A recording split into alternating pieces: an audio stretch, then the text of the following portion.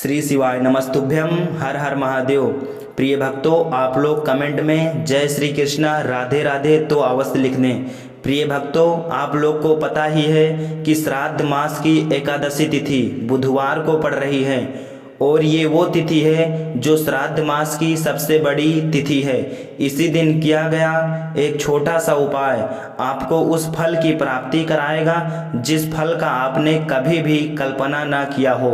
ऐसा माना जाता है जो कभी कभी बड़े बड़े पूजा पाठ से कार्य नहीं बनते हैं, वो श्राद्ध मास में एकादशी तिथि को एक छोटा सा उपाय करने से कार्य बनने लगते हैं। यदि आपके घर में गरीबी है, पैसा नहीं टिकता है, जो भी पैसा आता है वो खर्च हो जाता है, तो आपको इस छोटे से उपाय को एकादशी के दिन अवश्य करना है। आपके बहुत ज़्यादा शत्रु बन गए हैं, आप कर्जे में डूब गए हैं, तो आपको चिंता करने की आवश्यकता बिल्कुल भी नहीं है। आपको मेरे द्वारा मेरे वीडियो के माध्यम से वह जानकारी प्राप्त होगी जो बड़े बड़े संत महात्मा और शास्त्री से जानकारी नहीं प्राप्त हो पाती है। एकादशी तिथि को ये छोटा सा उपाय कर लेने से आपके घर में इतना पैसा आएगा कि संभाले नहीं संभलेगा। आपकी 7 पुश्तें करेंगी राज, आप बन जाओगे करोड़पति। तो प्रिय भक्तों, आइए जान लेते हैं गुरु जी के द्वारा कि आपको कौन सा उपाय कब करना है और कैसे करना है। इस उपाय को घर का कौन सा सदस्य कर सकता है, तो चलिए गुरु जी द्वारा जान लेते हैं।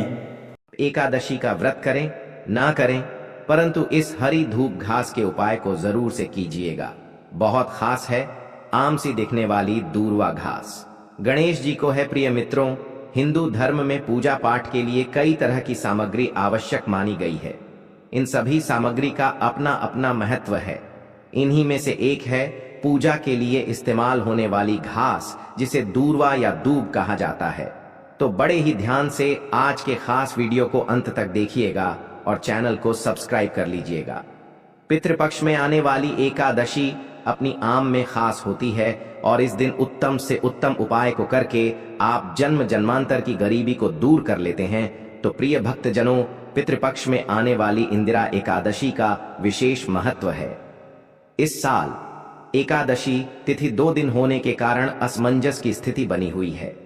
तो आज हम जानेंगे पितृपक्ष की एकादशी के दिन किए जाने वाले हरी धूप घास के उपाय को बड़े ध्यान से वीडियो अंत तक देखिएगा।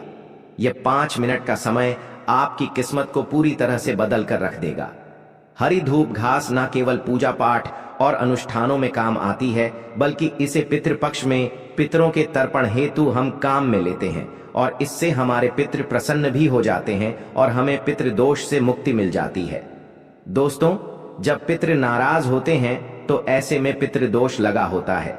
ऐसे में पितृपक्ष में आने वाली एकादशी के दिन यह विशेष उपाय जरूर से करना चाहिए। हरिधूप घास जो होती है उसकी जड़ में गंगा का वास होता है, यह स्वयं सिद्ध होती है। इस हरी धूप घास के द्वारा की गई क्रियाएं शीघ्र से शीघ्र फल देने वाली होती हैं। तो सबसे पहले इस वीडियो में हम जानेंगे कि पितृपक्ष में आने वाली एकादशी कब है, इसकी पूजा का शुभ मुहूर्त क्या है, क्योंकि बिना शुभ मुहूर्त की आप कोई भी उपाय नहीं कर पाएंगे। जब आप इसके बारे में जान जाएंगे तभी आप इस हरी धूप घास के उपाय को करके इसका लाभ प्राप्त कर पाएंगे।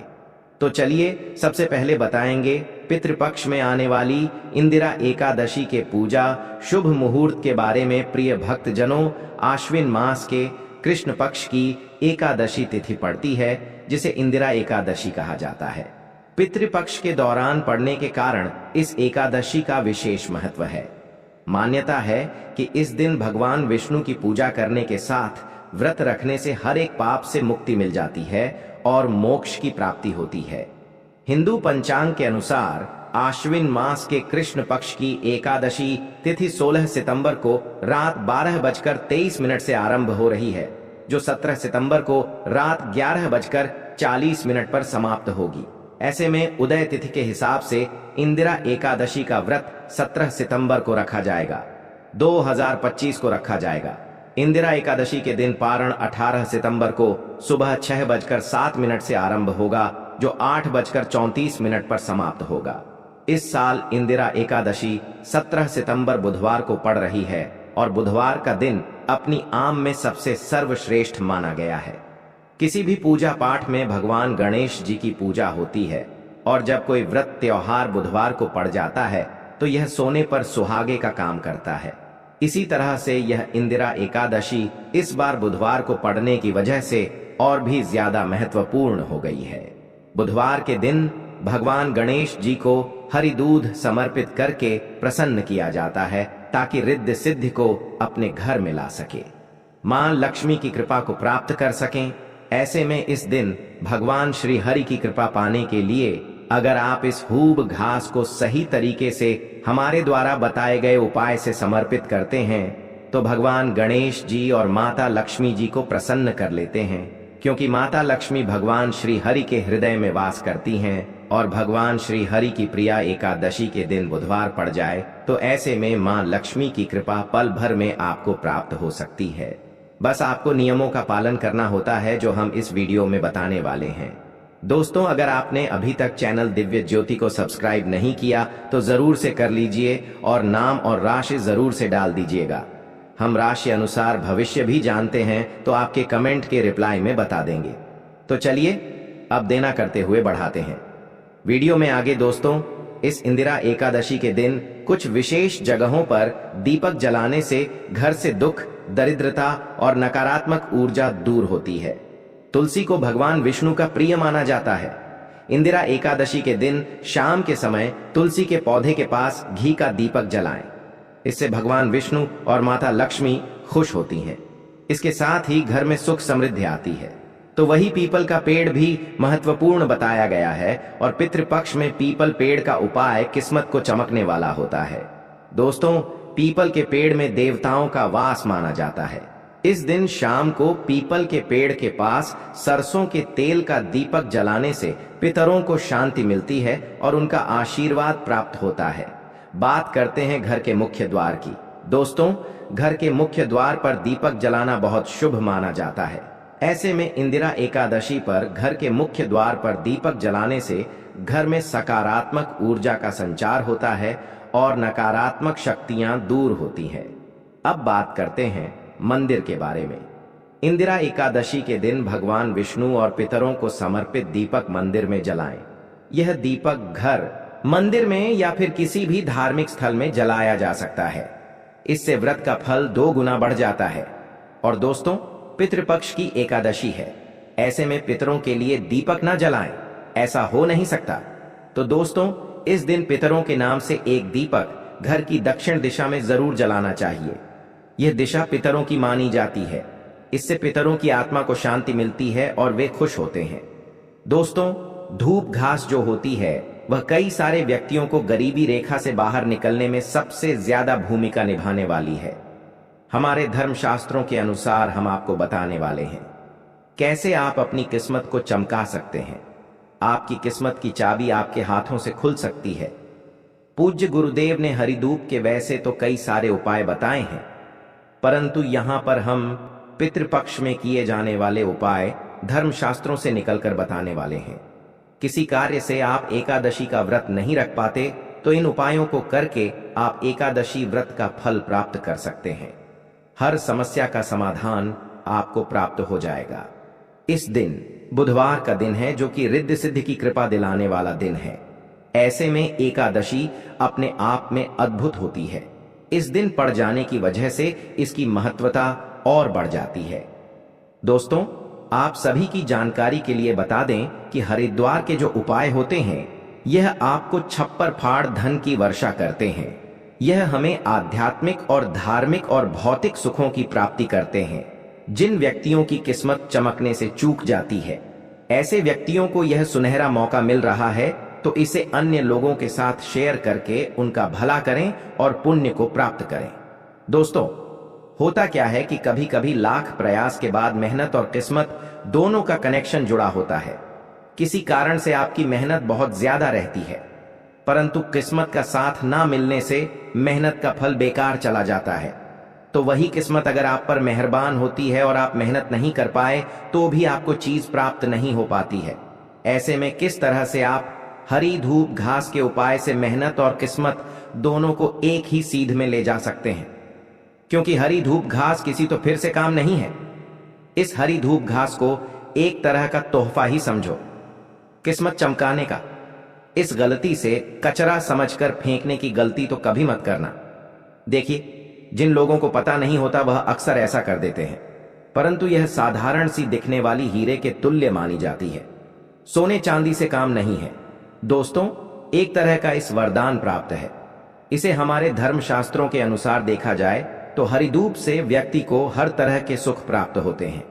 बड़े बड़े आर से मुनियों ने भी इस हरी धूप घास के बल से अपनी तपोबल को चरम सीमा पर पहुंचा है। वे हरी धूप घास के प्रयोग से 1 महीने तक बिना पानी पिए तपस्या को पूर्ण कर सके हैं, जिससे उनके जीवन में भगवत प्राप्ति हुई है। अगर आप भी चाहते हैं कि आपके जीवन की अड़चने, रुकावट, परेशानियां दूर हो जाएं, तो ऐसे काट पीट कर मत देखिएगा। यह वीडियो साथ ही आपके भाग्य को चमकने वाली है।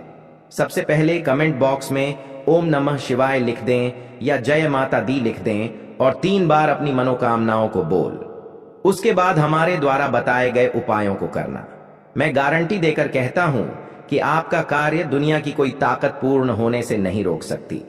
आपकी तरक्की आपके हाथों से होगी। बस ध्यान से सुनिएगा, गलती मत करना।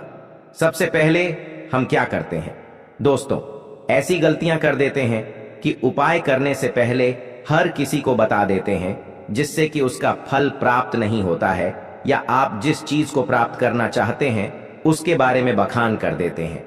बार बार हर किसी को बताने प्रारंभ कर देते हैं, जिससे कि आपका वह कार्य सफल नहीं होता। तो अपनी इस आदत को सुधरिए। उसके बाद अपने लिए इन उपायों को कीजिए। एकादशी भगवान विष्णु की पूजा का दिन होता है। एक दिन जब आप घास का उपाय कर रहे हो तो किसी को बताना नहीं और अपने घर में सुबह सुबह स्नान इत्यादि करके रोजमर्रा के कार्यों से निवृत्त होकर आपको पीले रंग के वस्त्र पहने हैं। पीला रंग भगवान विष्णु का प्रतीक है और भगवान विष्णु को बहुत ही ज्यादा प्रिय है। इस दिन पीले रंग के वस्त्र पहनकर एक चौकी ले और उसी पर पीला वस्त्र बिछा दें। भगवान विष्णु की मूर्ति रखें, धूप दीप अक्षत से उनकी पूजा करें। साथ ही थाली में हरी धूप घास को समर्पित करें और उसके बाद एक लोटा जल भरकर रख लें। उसमें थोड़ा सा गंगा जल डालें और थोड़े से काले तिल। उसके बाद हरी धूप को जल में डालकर भगवान गणेश जी पर छुटकारा और शिव भगवान विष्णु जी पर छिड़काव करें।